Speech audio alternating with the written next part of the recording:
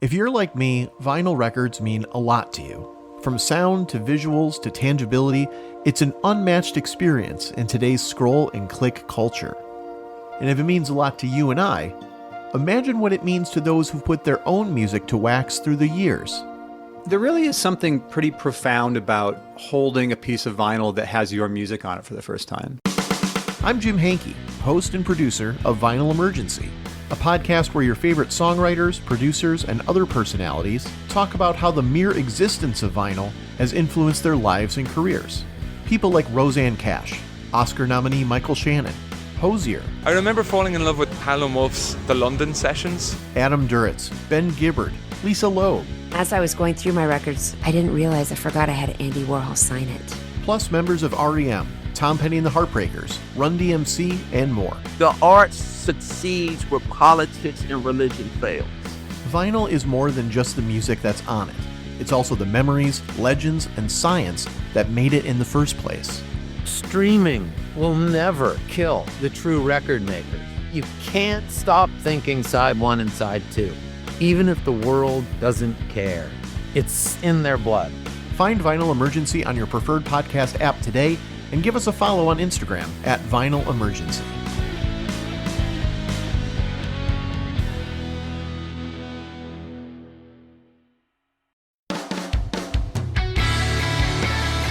Hey everyone, and welcome to Safe and Sound, a podcast about the intersection of music and mental health. I'm your host, Jeremy Houtsma, licensed mental health counselor.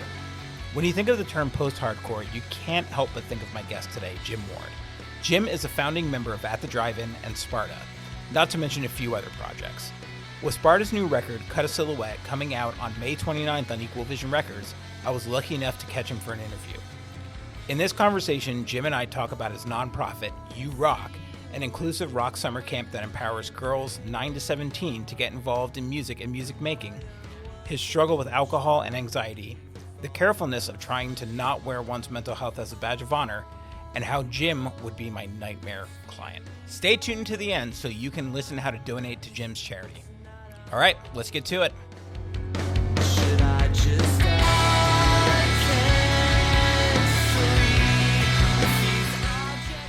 Hey, Jim. Hey, how are you? Good. How are you? Good, thanks. Thanks for coming on. Thanks for giving me a little 15-minute breather there. Not a problem. So I just want to kind of start off. Did you grow up in El Paso? That's where you... I did, Okay. yeah, Yeah. born and raised. Okay. How much has that city changed over the years? Less than probably other places. We're pretty slow to evolve. Okay. The reason for that is I think we're kind of a frontier town still a little Okay. bit. We're pretty physically, geographically isolated from Yeah. everywhere else, and we share a port of entry with Juarez, Mexico. It's kind of one big city. We don't get a lot of new like new additions to our city. So there's not Okay. a lot of people moving here. It kind of stays, roughly grows slowly, but not, like when people are leaving California during the pandemic, like they're not coming to El Paso. Was music a big part of your life? Like in the home when you were a kid? No, not particularly. I don't think Okay. it was any more than anybody else. I mean, my parents had a handful of LPs. They're children of the 60s, so there's some like Beatles and some whatever in there. But my dad kind of played in like a cover band in high school Okay. for the, he had like, it was, I guess, the 60s, right? So early 60s, mid 60s, and he's playing for like the troops on their way to Vietnam. So they would play in these bars on the big street by the military base here.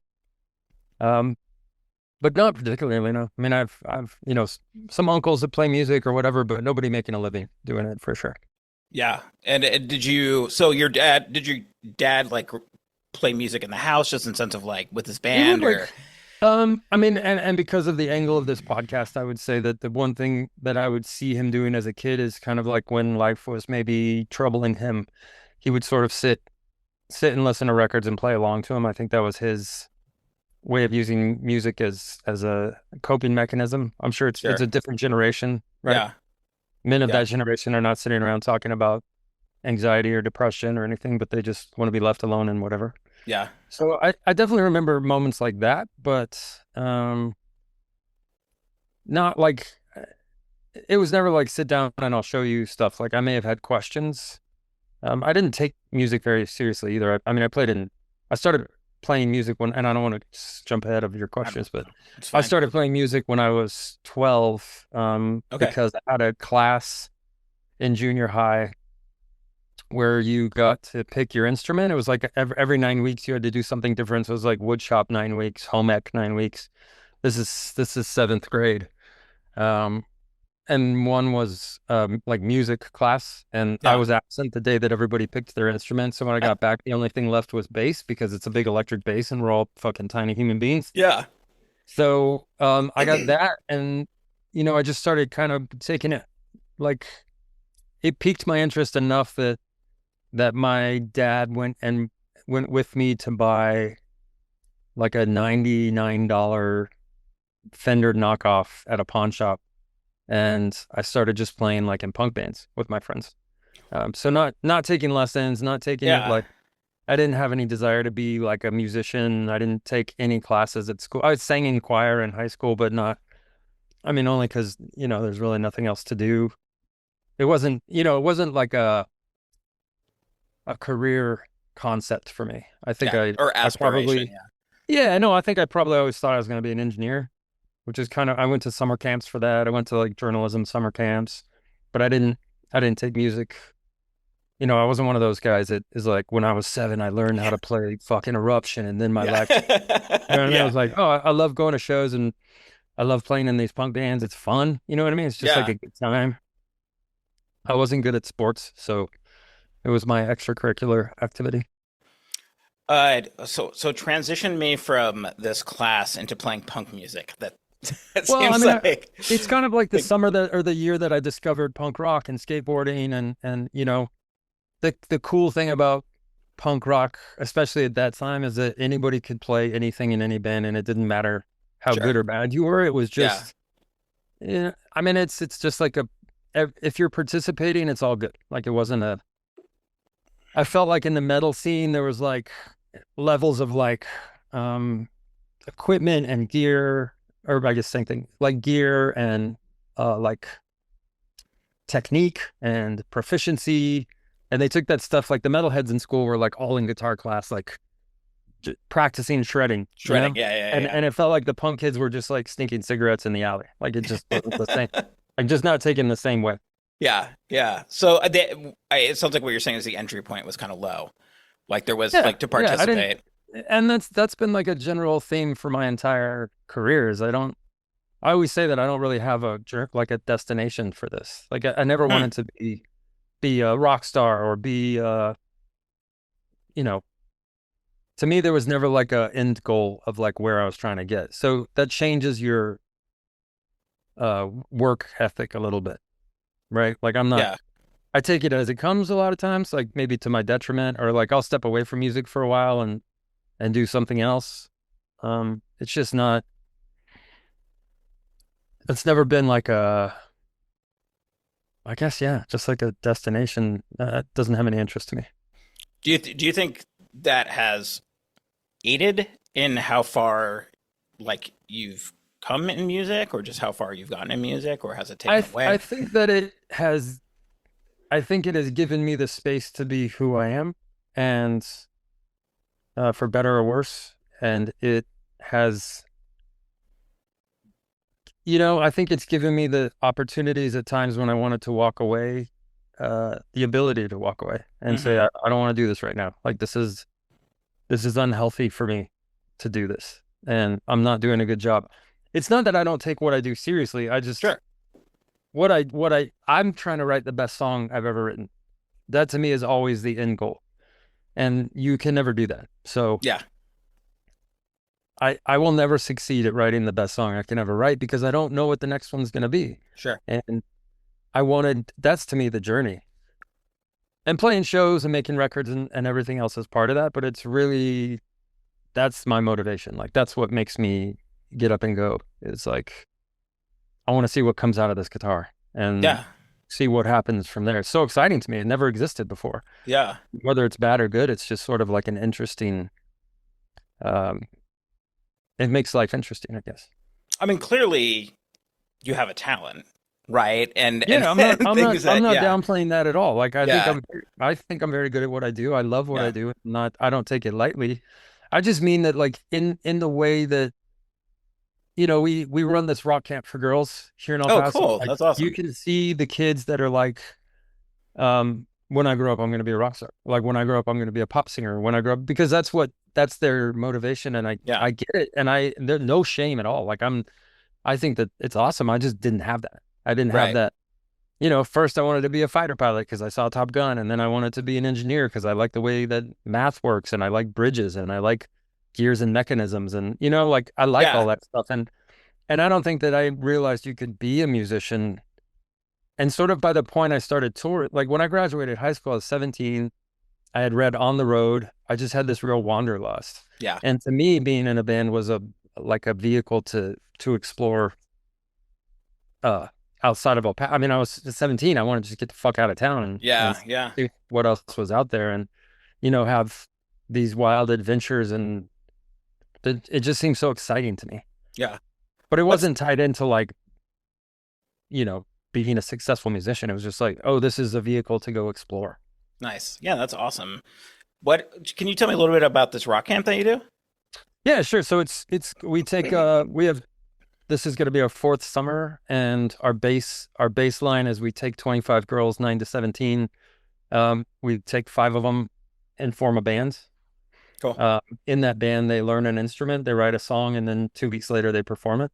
Yeah, So all this happens in like an 11-day period, or yeah. like 11 work days. Um, we haven't had one failed band yet, which is amazing. So Really? this will be our, you know, last summer was our 15th performance song. I guess like every year is 5 songs. We haven't Yeah, had one not work. yeah. Like every time these kids pull it together and make it happen. I don't know. It's kind of like the best 2 weeks of my year. They That's get really to cool. like pick their, we allow them to change their name. Not allow them. We give them the space to be whoever they want to be in this camp. So it's a rock camp for girls, or, if you identify that way, Yeah, that's also fine. I think the thing that we're trying to do is put some energy into um, helping create a space that is harder to access. So this stuff, especially, punk rock and indie rock, is very much a boys' club at yes, this age, absolutely. Yeah, and it's really hard for the girls to get in there, and they just have to fight and elbow so much harder than they really need to. So we just wanted to give them a space to like figure it out on their own. And this year we're also introducing we're gonna have 5 kids that do production. So they'll learn light, sound, cool. stage managing, sort of. What I'd love to do is start giving them other careers that aren't uh, on stage. Right, right. Because if For you think crowd. about, like a huge tour, 1% of the people on that tour are musicians, or 5% or Right. whatever. It's pretty small. Most of the people there are not on stage, and there's this huge career out there, and it's underrepresented. Women are underrepresented massively. And so we just want to kind of give them a space to do it. So, and I'll email you the information if you Yeah, could put that'd be really cool. if you could put a link Absolutely, on this. 100%. Yeah, A lot of people in my life ask if they can buy me a beer. It's a common thing at a show, like, hey, can I buy you a beer? So what I say now is like, can you send that $5 to our rock camp yeah, instead? Because it's a nonprofit. You get a tax write-off for donating. sure. And I think it's really changed kids' lives. In what way do you feel that is changing kids' lives? I'll say the greatest compliment to me, I think, that we've heard is when a mom or a dad says, I've seen a real change in my kid in this last 2 weeks, because this is a hard life, period. Yeah. It's not easy. And we live in a pretty tough community economically. And I think that they have this opportunity to come. Almost all our kids are on scholarship, which is why I spend my time raising money, is to Yeah. make sure that we can pay instructors to teach them. I think when they have this chance to see a different way of living, or maybe be around people that are accepting of them.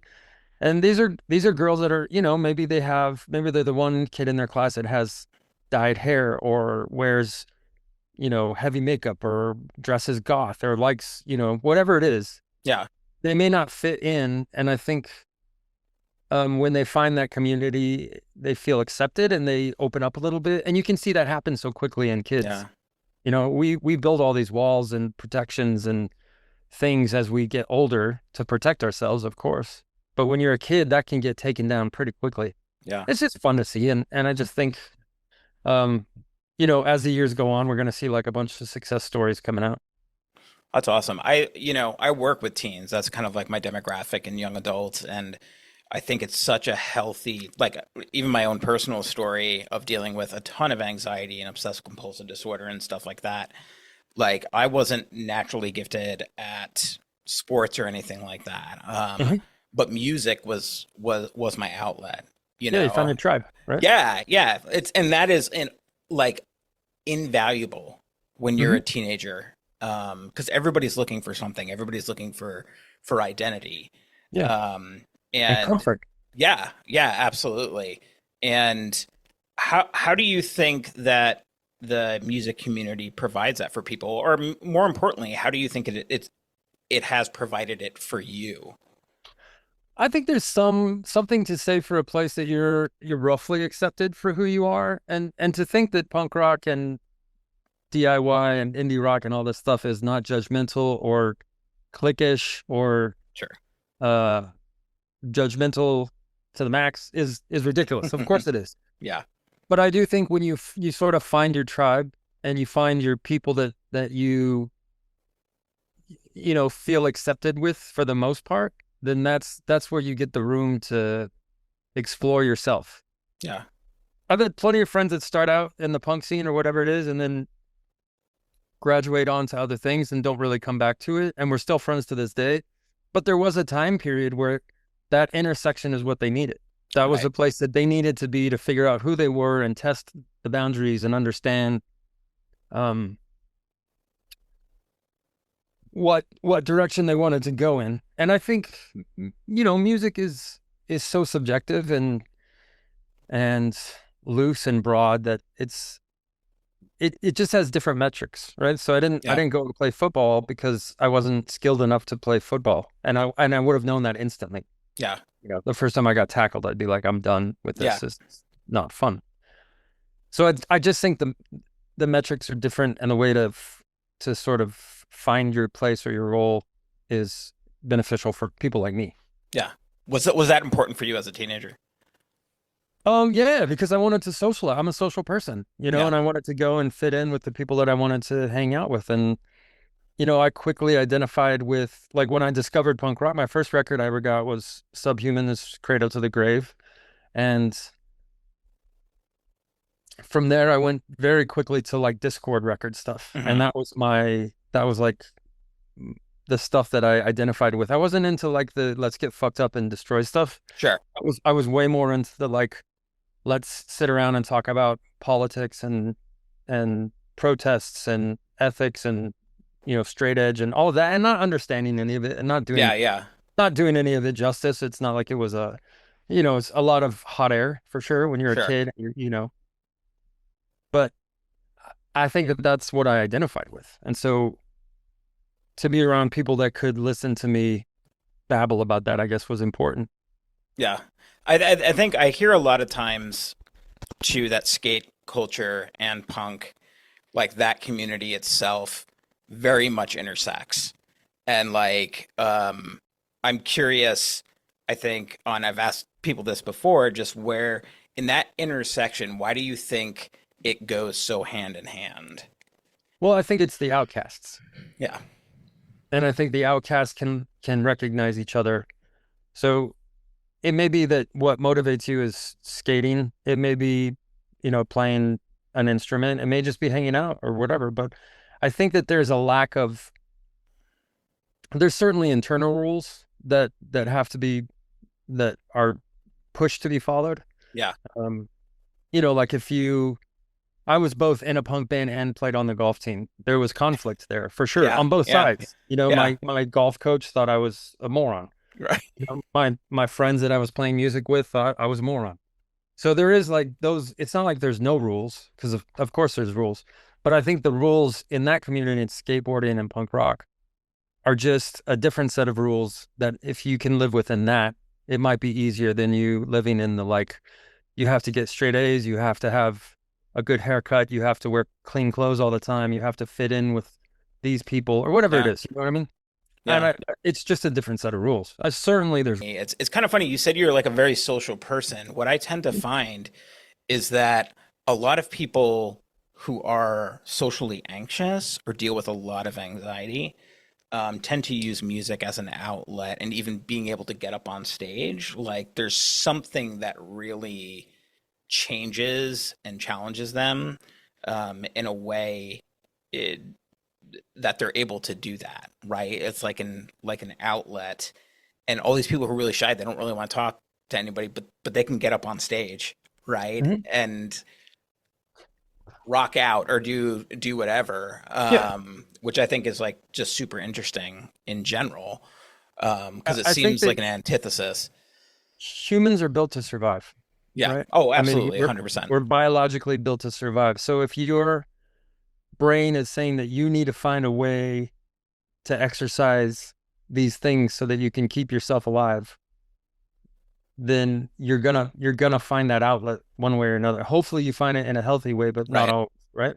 Yeah. But I think it's just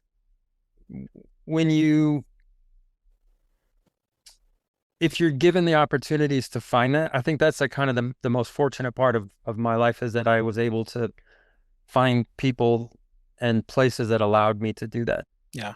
And sure, there's judgment, and sure, there's criticism, and sure, there's doubt and imposter syndrome and all that stuff. All that stuff is real. And I think that especially the cliches that exist in rock and roll with like substance abuse and self-harm and all of the, how could he kill himself? He had everything. Like, Yeah. What you're finding is that there's a point where those band-aids run out. Right. And 100%. Yeah. when your career becomes more stressed than what your music is relieving the stress, gets into a feedback cycle, and it gets really hard to get out of. Right. So I think you'll find what you're saying is that the people who need to find this outlet find it. And then there's a point sometimes within that outlet where it's no longer doing its job. Yeah. Yeah. Part of the podcast that I've always kind of been interested in is the way that music can sometimes be negative in people's lives. And just in terms of, I haven't ran into this yet because it's all been like really positive, but just in terms of like touring life, or just kind of like where does being a musician become negative, right? In the sense Sure. of your own mental health. Yeah. So I've had a long career filled with ups and downs, and I've had plenty of that stuff where part of it is there's some of this that you can control, and there's a whole lot of it that you can't control. Yeah. And it's easy to get manipulated in those situations. Like there's a reason that we all get early on in your career, you're paid with alcohol because it's super cheap to give bands a case of beer. And it also essentially keeps them from arguing that they didn't get paid well, like, yeah. And then now multiply that by millions of dollars and millions of records. We're encouraged to be numb and dumb, and nobody is really stepping in until it affects the income. That's when you see people get put into rehab, is when they're canceling tours. Right. Not when they need it. Right. But when they're canceling tours. Right. You should be in rehab way before you cancel a tour. And everybody knows. You know what I mean? It's not a secret. It's not a secret that this guy you can't wake him up in the morning because he is so fucked up. Like, we all know. But it affects everybody's job. And so you kind of just keep them in that form until it's no longer possible. And then you're going to send them to rehab. Yeah. You know what I mean? Yeah. Yeah. 100%. There's no incentive to keep somebody healthy, right? You would think there would be, though, right? If you're a money-making machine, you would want to. Right. But healthy minds can argue. And say more about that. If you're sober and aware of what's happening around you, and I've never once used this as an excuse or blamed anybody else, but I can say, like, in my darkest moments were probably the highest from the outside looking in. Would see like my peak career experiences were my darkest, hardest moments internally. And the more fucked up you are, the less you ask questions, the less you argue, because you really can't with a clear mind say, if you're asking us to do this, that means that this is going to happen and this is going to be negative for us in the long run, but in the short term, you're going to make a bunch of money, blah, blah, blah, right? So Yeah. if you're a healthy mind, you're going to see that.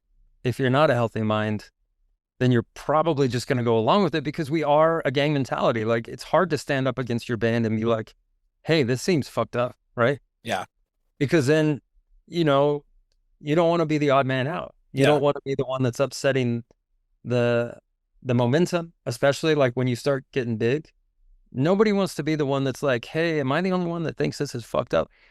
But if you did do that, you would probably find that everybody has their own sort of thing. And there's certainly healthy bands, there's certainly bands that have figured it out. I just wasn't one. But that's also okay. I'm not regretful, or I wouldn't change anything, but I think obviously with age and perspective, you can start seeing it a different way. Yeah.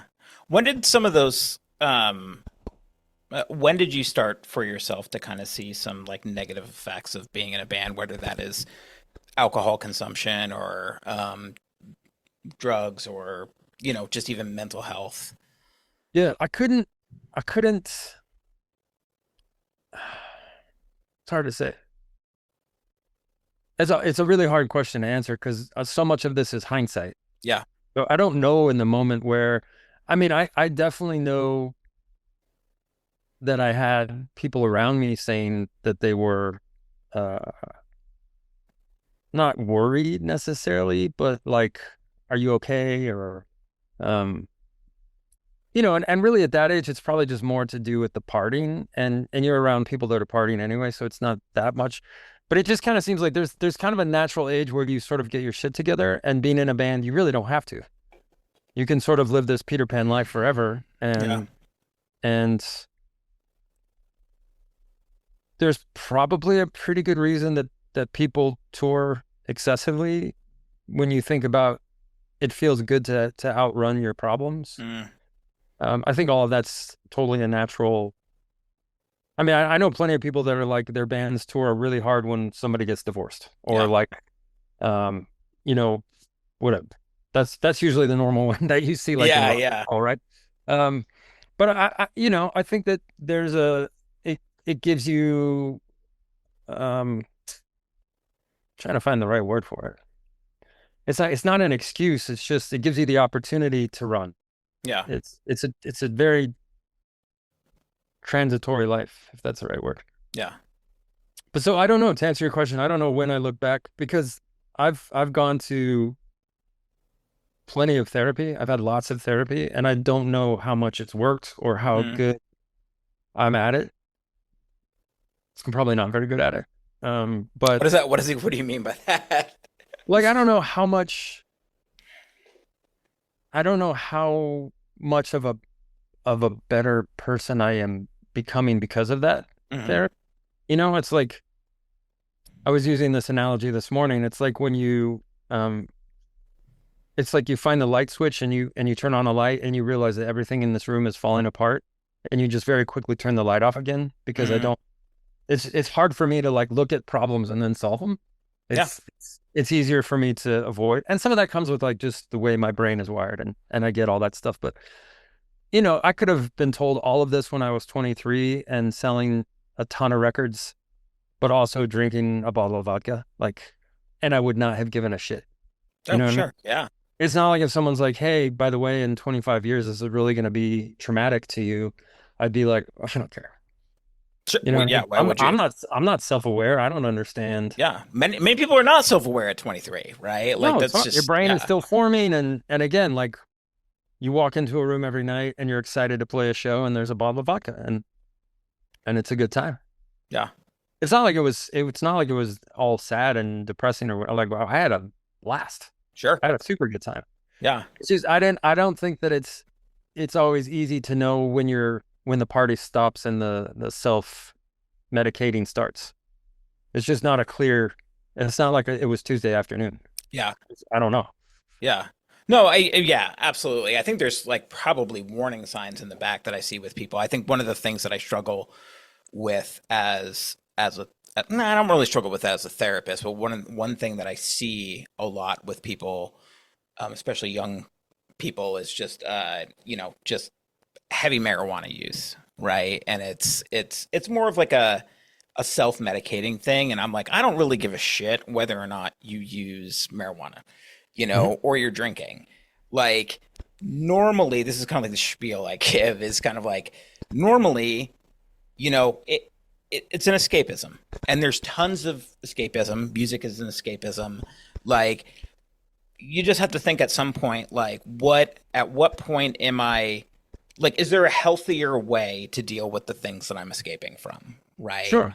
I think that the almost maybe the least asked question is, are you okay? Yeah. We ask each other how we're doing all the time. How you doing? I'm good, whatever. Yeah. But rarely does someone with intent and purpose ask you if you're okay. Yeah. I do the same thing. Like, I struggle with the people that are close to me, and probably give more time and energy and kindness to people that I don't know than I do people that are in my house, Yeah. But I think if you start asking people if they're okay, then maybe there'd be some less self-medicating incrementally. Sure. Because I think part of it is you just want to know someone gives a shit, right? Right. I think you want to know that somebody cares that you're hurting, or you're scared, or you're, all these things sort of feed on each other. So if you're anxious, I like had a really not a great morning the other day, and I woke up, I didn't really sleep very well, and then I was really anxious, and we have a lot going on career-wise, and I have a lot going on personal-wise, and instead of like going to work out, which I would normally do, or like having a good breakfast, instead of doing any of that, I just went and got a giant cup of coffee and fed that anxiety and just made it 10 times worse, and then threw myself into some work that was all consuming for like 4 hours without eating. Just, it's just, I think I didn't put myself in a position for someone to ask if I was okay and then go from there. I think if I had done that, it would have been a different day, but I didn't. And with life experience, you can realize what you fucked up on that. But if I was 23, I wouldn't give a shit. I was just whatever.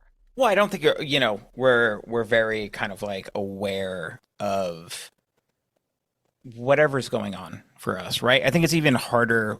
I think even back then to mental health and just in general. First of all, really quickly, I was like laughing just because that's what I fucking do all the time. And like when I experience anxiety, I don't want to eat, which makes it even worse, right? Because then I'll just be like, oh, here's some coffee, here's some caffeine to get through I have 2 small children, so I need to like get some energy really quickly, and I just think like when I was talking to the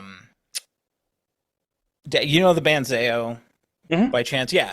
So I was talking to Dan, the lead singer, and he was kind of talking about like, if he was to say something to his younger self, it would be something like, you have some fucked up stuff going on, like, and you need to address it now, right? In terms of like trauma or anxiety or any of those things.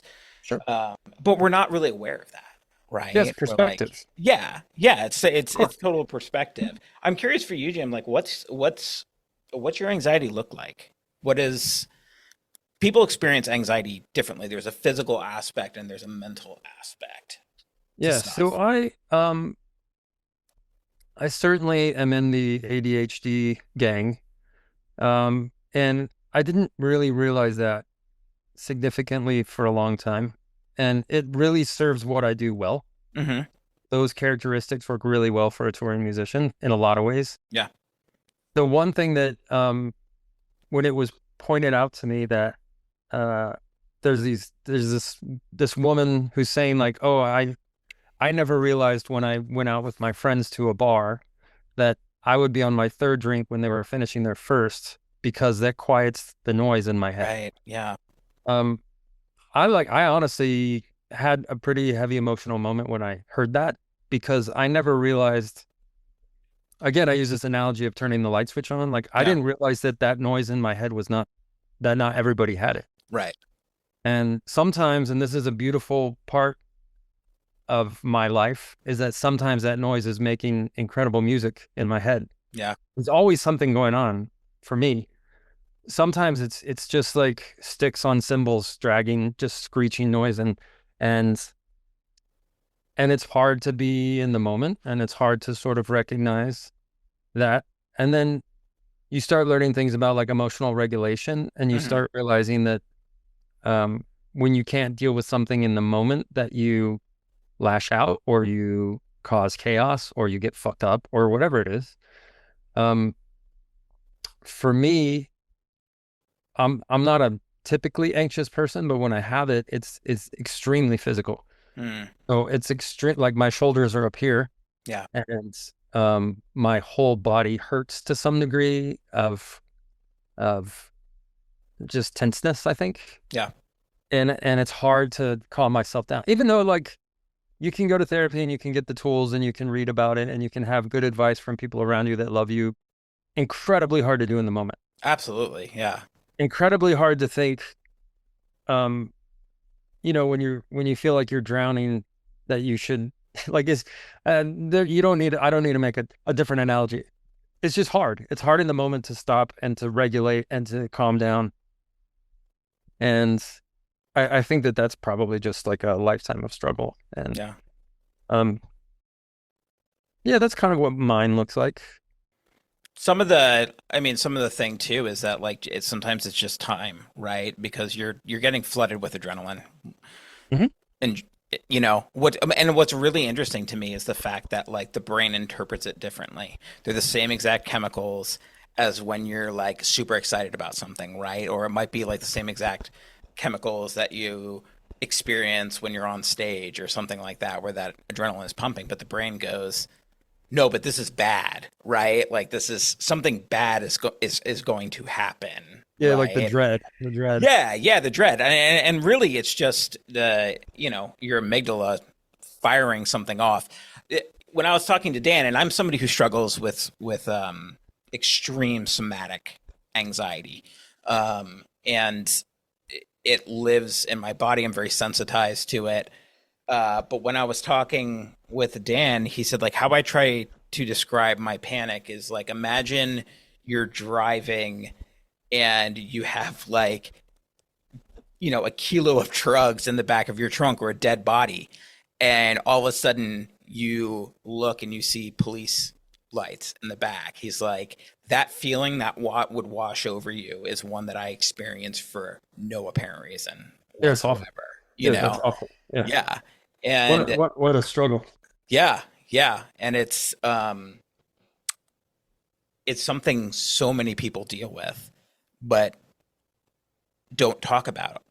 And to me, part of the podcast is like, if people can see people that they admire struggling with the same things, that it's kind of a bomb. There's a community to sit there and go like, oh my God, I'm not the only person who deals with this, Yeah, it's a tough line to walk, I think, as an artist, to talk about this stuff, because there's twofold to it. And I think it is important that people see us talk about this stuff, but I think it's hard sometimes for us to not turn it into like a badge. You know what I mean? Like, I talk about my shit, therefore I'm important, or that makes me better, because you know what I'm saying? Like, yeah. I think it's such a tight space to be in, and I think what I'm trying to get to, because I do talk about this stuff a lot. I talk about mental health and alcohol and depression and all of those things. I try as hard as I can to also put in, I haven't figured it out. I don't know. Yeah. I'm like, I'm in the same gang as you, but I don't know what I'm doing. Right. Like, I go to therapy and I don't think I'm doing great at it. Like, I have not figured out shit, but I'm in it with you. You know what I mean? Yeah, it's a hard line to walk, because you also want to inspire people and give people hope. But you also want to let them know that you're human and that you struggle, but also you don't want to tell them how bad you are, because part of your job is to make people feel good. It's tough, right? It's a tough space to be in, and it's a tough space to be honest in. And that Yeah. I think is to me the most interesting part of it in a way. I was doing another podcast yesterday that actually has to do with mental health as well. And I was saying, one of the things that I'm proud of is that a group of us, like in bands and people in this industry, there's a small group that checks in on each other. That we all sort of like, okay, we know this guy's struggling, we're gonna check in or whatever. And I think I was kind of feeling pretty proud of myself because I felt like I have this elite group of people that look at each other. Mhm. And then I was quickly reminded that is what a silly thing to say. Like it doesn't, I think I was trying to put a badge on myself. Do you know what I mean? And I didn't see it until I said it out loud and got a different perspective. But that's what I was saying. Like we should ask everybody that we can as much as we can if they're okay, Yeah. but actually give a shit. You know what I mean? Yeah. Well, I And think the point I was trying to make in that moment is that it's hard to do this job because of the public part of it, because you can't necessarily, like, you have to be careful what you say publicly and you have to be careful how you act or whatever. yeah. But it's not different from anybody else's life. And I think I just was maybe in my own world a little bit for a second there. Yeah.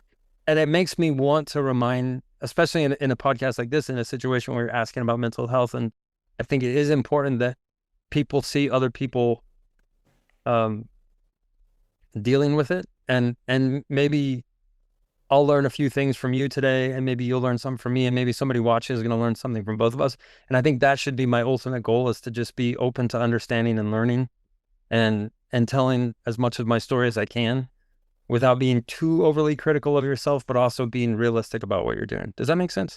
Yeah. I mean, it's like you said, that's a hard, it was like hard. How do you, I don't know. That's a lot, because I have ADHD too, but just like in general, I think if I'm hearing you correctly, the idea, the badge concept is kind of like maybe having some sort of pride in that you are dealing with it, or that you are, or you're getting credit for it. okay. You know what I mean? Like, it's the same as like, okay, I'm not drinking right now. I haven't had a drink in 30 days. Oh, congratulations. You know what I mean? But like, why do you need to know my day count? Like, because I need that reward, right? I need to feel like I'm doing something that's impressive because I want that energy. And, it's not the same as like, hearing somebody be like, oh yeah, I just got my 5 months. Like, oh, killer. Way to go. Keep going. You know what I mean? Like, I think there's a different way of presenting it. And you may be saying the same thing, but it's sort of the motivation behind saying it. Sure. And I think the part that I'm interested in is understanding what I'm trying to get out of saying it. As much, like, that's what I talk about the badge. Like, Yeah. like, do I want attention for going to therapy because I think I'm impressive for tackling these things? Or am I just saying like, yeah, I also struggle with this stuff. Right. And I think me personally need to be like aware of it. Yeah. Not necessarily critical, because also, as you know, with ADHD, you're going to punish yourself and you're going to go to the extreme, and you're going to be, hey, don't put your feet on the chair. I'll never put my feet on any chair again for the rest of my life. Right. Like that's what I do. And, and until you sort of have, again, you turn on the light and you see a mirror and you're forced to sort of look at it, then you can start thinking about it.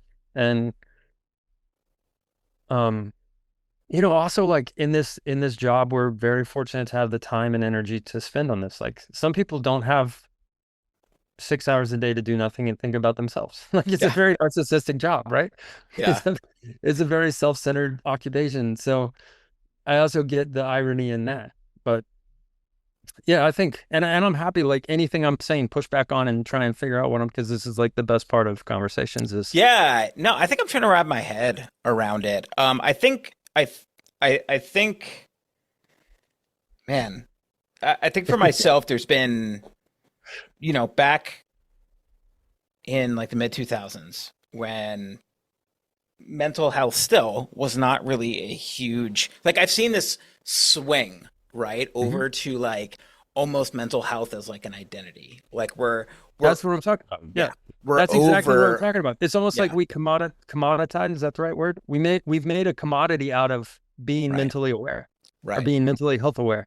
Right. So now it's like it's like another arrow in our fucking pack, right? Right. Like not only do I play great guitars and not only do you love this record that I made, but also Right.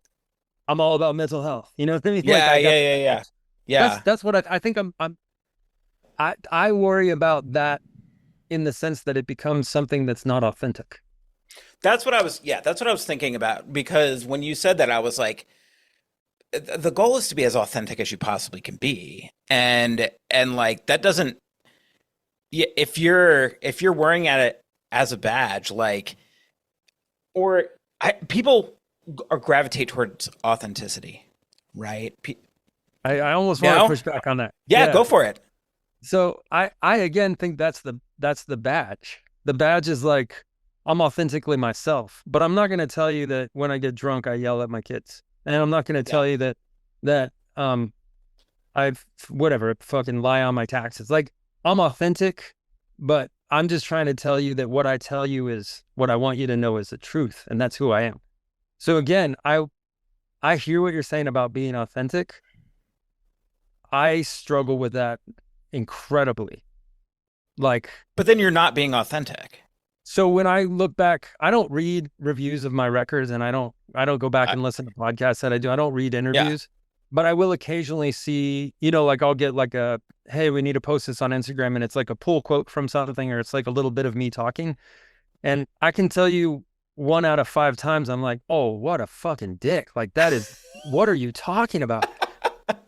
But that's me. I mean, so at what point is like, how authentic do you want people to know? Like, how much do you want people to know about your life? Because all of us are going to present what we want to be presented. That's who we are as humans, right? Again, this is a survival instinct. Like, I'm not going to tell you my weaknesses so that you can take advantage of me and fucking kill me so that you can eat better than I eat, right? Right. We're not going to do that biologically. Right. But I think there is this, like you're saying, there's a shift in all of this stuff. And it's not like I figured this out. Like, I'm just thinking about this in the moment. But I wonder how authentic is. And that's me being authentic, right? That's me really saying, like, I was hanging out with my friend the other day, and they're like, oh man, people, like, somebody was telling me, like, what a great guy you are. And I was like, I'm not a great guy. Like, that's a huge thing to live up to. A great person? Like, you think I'm a great person? Like, really break that down. Like, am I solving disease? No. Like, am I giving 10% of my income to people that, no. Like, am I like do I not tell people what they want to hear so I don't hurt their feelings? Absolutely, I do that. Like, right. So what makes someone great? And then what makes you get to wear that as like a badge? And you get this sort of thing because if you put yourself out and you're not just a fucking bold asshole, then you get this like, oh, he's a good guy. Like, he's like doing a rock camp for kids and he's blah, blah, blah. And like, whatever, like, true. But everybody around me is really facilitating that. Like, the people that are actually doing the work on that, and like, I'm doing some work, but I don't deserve all that credit. Yeah. But is it more authentic for me to go and try and convince people that I'm not who they think I am? Right? It gets very confusing. Well, this is really circular logic then. It is. Yeah. And all of it, spiral again, really hard on that stuff. It's super easy to spiral quickly in this moment, right? Yeah. But I also think it will make me a better person. Like, it will make me a better person to think about this and to get pushback from people. I don't want to be surrounded by yes men. But I also complain when I'm surrounded by no men. Like, it's again, we're in the circle of like, how do we get out of it? How do we do something well? And I really honestly think at the end of the day, it's just about the effort we're putting in to try. Like, how much are you trying to do things the right way? Like, even wouldn't that be just like a treadmill though? Because like one of the things I deal with people, especially in like perfectionism and just probably like even like ADHD, is that it's this never ending treadmill of just like this isn't good enough, or like they don't get to the point of like self-congratulations, right? Like it's always this kind of like, well, the next thing or the next thing or the next thing. And you were kind of talking about punishing yourself, right? Mhm. Like perfectionism, all that stuff is a way to kind of punish yourself in a masochistic way, right? Yeah. To not, I don't know, ever give ourselves some levity or some grace. Like what scares you about being labeled a good person? I think the fear is, one, it's really hard to live up to that concept, and two, it puts you on a pedestal that you're going to get knocked down from. It's inevitable. It's inevitable that when somebody says, and this goes hand in hand with my career. Like, I loved your band so much. I love this record so much. You've really let me down since then. Even if they say it in a nice way, they're saying, like, what happened? Why is this record not as good as the last record? Well, it's hard on your, that's if you get that 1,000 times a day, it's traumatic to you. Well, yeah. Who the fuck But is it's saying also, shit like that? but it's also part of the job. Like, if I didn't want to be judged for making music, then I wouldn't put music into the world. Sure. And even though I don't read the bad reviews, because I feel like if I read the good reviews, I need to read the bad reviews. And the bad reviews really hurt my feelings. And they really make me feel filled with self-doubt and incompetent and an imposter and all those things. So I don't read them. I know they exist for sure. Yeah. But I don't read them. And I can justify it up and down, right? Oh, that's one person's opinion. Oh, they're a failed musician. Oh, they're just trying to knock me down so that they feel good, blah, blah, blah. End of the day, it plays into whatever is in here that's already doubting. Sure. Everybody has, right? Like, it's such a weird job in the sense that we have to be both incredibly arrogant and we're filled with doubt. And this is a common thing in musicians that we can sit around and talk about. It's like failure's in the room with you all the time. And success is in the room with you all the time. But what do we do as humans? Like, we're preparing for failure. Yeah. Yeah. Why does one bad review out of 100 break your heart? Why can't you enjoy the 99? I've heard that so many times from people. Why can't you just enjoy the good reviews? And why doesn't that make up for it? I don't know. I couldn't tell you. If I solve that, then, happiness, here I come. But I mean, I think it's just because that's what our brain, I think it plays into that fear, right? Like, social anxiety is really about fear of rejection, right? And it's also a biological response to, we needed community, like, to survive, right? We needed to be in community, especially like way back when, you couldn't be alone or you die, right? You also can't be in a group of people that hate you and procreate. Right. So biologically, our bodies are trying to get us somewhere that we feel safe and welcome and able to reproduce. If you just break it down to like the basic building blocks of a creature. Right. Well, that's what our amygdala is. It's that leftover evolutionary. In therapy, we call it the reptile brain, because it's kind of left over from that. It's an evolutionary leftover of like. It doesn't sound scientific. No, but it. The other word sounded much more scientific. Yeah. But to break it down for people, it. you know what I mean? It's like survival at its. The problem is that we've evolved, and we're not looking for the tiger anymore that's going to attack, right? We're not having to sit by the fire. So, absolutely. Easy to understand. And again, that's what I'm saying about being a musician, is that we have 10 hours a day to think about this. Yeah. You know what I mean? Like, we're more, or not just musicians, just people that have extra time and energy to really think about what life is and what's wrong and what's good and whatever. But I'll tell you, my happiest days are the days that we go and volunteer at the food bank and we work 4 straight hours, handing out food or building boxes or whatever it is. and I have spent zero time thinking about myself. That's like, it's so selfish because I feel so good when I come out of there. And I think that's the same thing with the rock camp. As I go and I'm so attentive to what's happening for these kids that it's not allowing me to be self-absorbed. And which is, I mean, pure selfishness. Go volunteer because you're going to feel better.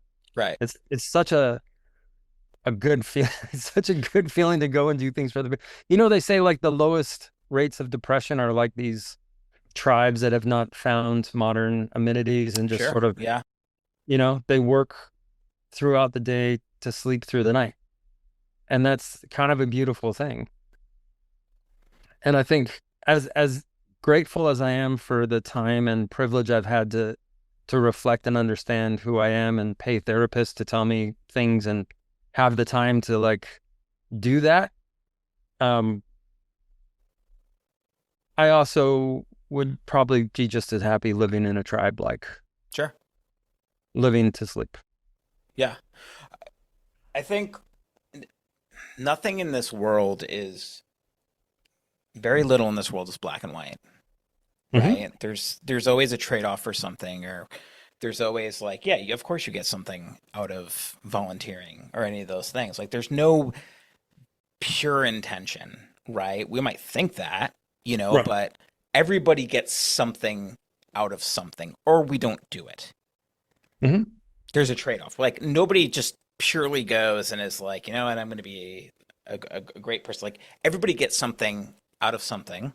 And we can look at that as selfish, right? We could also look at it as like meeting a certain need, for ourselves. I would just not put a label on it. Yeah.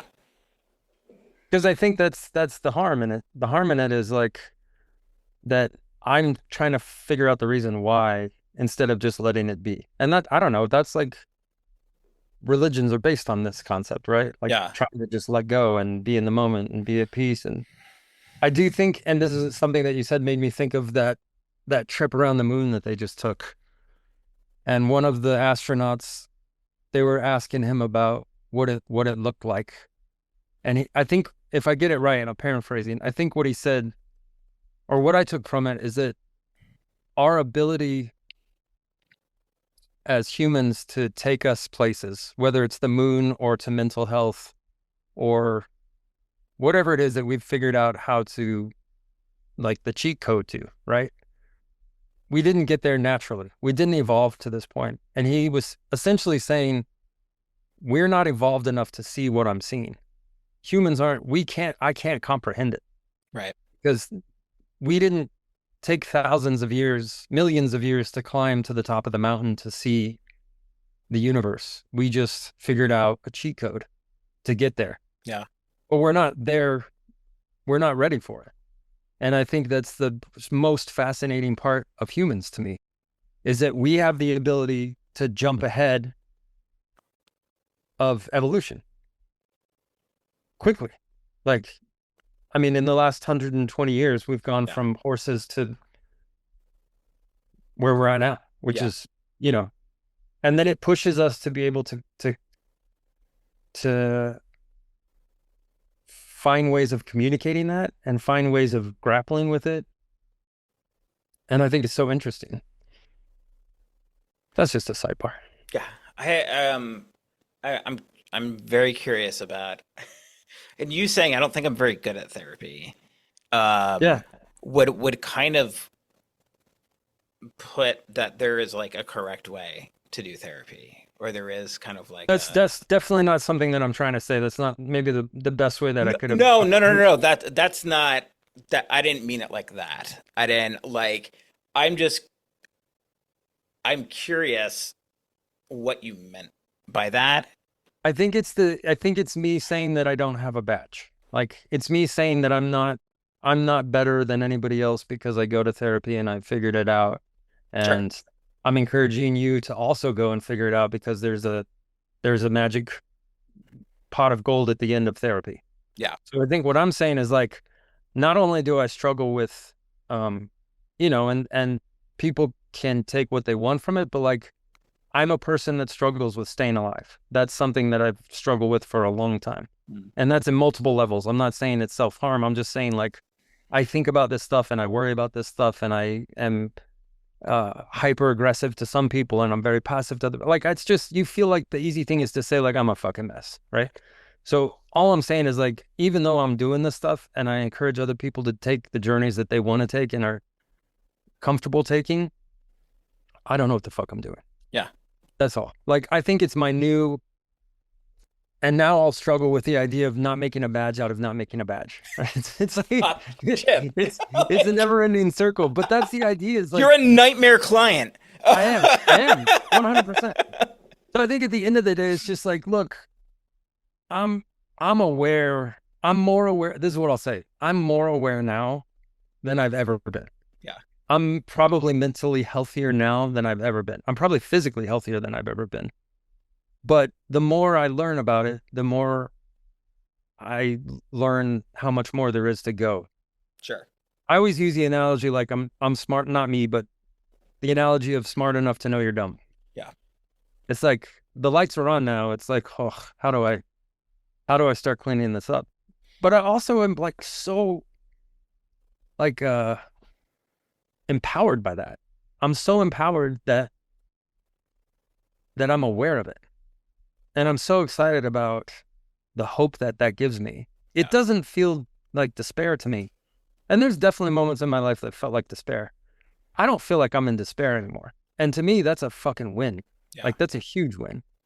I understand now when I look at a tour schedule or I talk to my team about what's coming up, that I have the right and the privilege and also the responsibility to say, no, I don't want to fucking do that. You know, like, I don't care if that means we get 100 extra more spins on college radio. That seems like a dumb thing for me to spend my time doing. Yeah. And it's not worth 100 extra spins, because you're trying to get me to your goal at your office, and I'm not interested in that. And I think the more honest I am with myself and the people around me, then it just builds a better relationship. And I have stepped away from people that I worked with for that reason, because we could both honestly say that we don't have the same interests. No harm, no foul, right? Yeah. Like, I'm not mad at them. They're not mad at me, but it's like, I don't want you to go to work every day for me to say no to what you're trying to get me to do. That seems like a waste of both of our times. And I can say respectfully, that's not what I'm interested in. But that took a really long time to get to. Yeah. And it's not an easy decision, because I have a lot of lives that depend on the decisions I make. I mean, they have their choice, but they choose to be with me, and I think about that. I need to make sure that they also can feed their families, and that I'm not asking them to do something. And I got to think about that. And I have to think about it a lot, because, again, back to the circle of, like, this is a pretty self-obsessed industry. You have to purposefully think about other people and do it for the right reasons, you know? Yeah. I like that you said I'm a nightmare client, though. I really love that. You're one of those. You're one gonna come back somewhere. I promise you. What? There are people who are really easy clients, and then there's other people who you're just like, God, for fuck's sake, just give yourself some credit, man. Like, ease up. Yeah. I get it. I get it for sure. Yeah. I mean that in a very, like, it's true. As a therapist, it's hard you're trying to move somebody toward something, right? And, like, there's a cycle that I see, like, oh, like, nothing's gonna, like, there's always going to be constant self-evaluation for you, right? Yeah. And, like, and then it goes into, something that's really important, I think, in therapy in general, is just the relationship that you have with the therapist. Yeah. I have a very, and I just have to warn you, I only have a few more minutes left, but I have a very scientific therapist right now, and I'm finding it really enjoyable. Like, it's not like a warm hug. You know what I mean? Like, I don't necessarily feel good when I walk out, but I feel like I understand scientifically what's happening more. And to me, that's, like, empowering in a different way. because it's, I guess for me now, understanding A allows me to feel better about B instead of just feeling better about B. Like, I don't want a warm hug. I get a lot of love from people, and I'm so grateful for that, and that's a huge positive in my life. I get to go and play shows, and people stand in front of me and clap and scream and tell me how much my music means, and all of that feels so good that I want to enjoy it. You know what I mean? And the thing that's keeping me from enjoying things, that's the thing that I want to work on. Yeah. You know, that's it, because I want to naturally feel good. Like, I want to be happy. What's the scientific parts that you're kind of so like cognitive behavioral therapy, Sure. Versus just me going and bitching and being told everything's going to be okay. Right. It's just like a different approach to, you know, like every human is different, every therapist is different, and you have to find people that work for you. And sometimes it worked for a year, and then you're like, well, I think I don't feel like I'm moving forward in anything, and I want to try something different.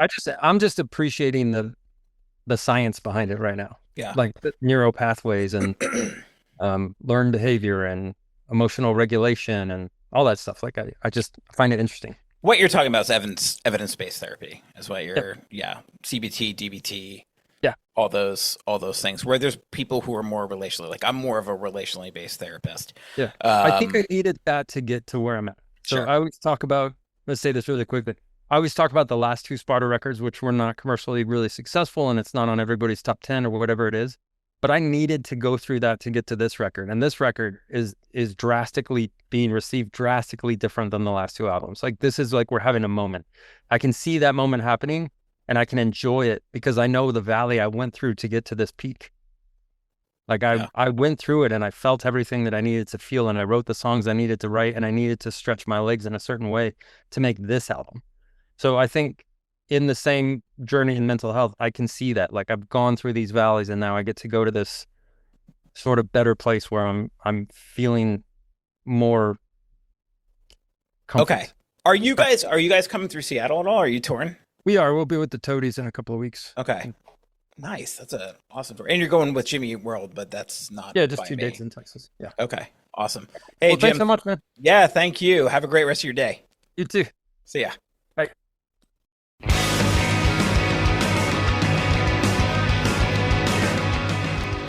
That does it for the episode, folks. If you'd like to donate to Jim's nonprofit, You Rock, please go to epcf.org/because. All donations can be used as a tax write-off. If you'd like to support this podcast, you can buy me a cup of coffee at buymeacoffee.com/Safe and Sound Podcast. Thanks a lot, guys, and I'll see you next episode.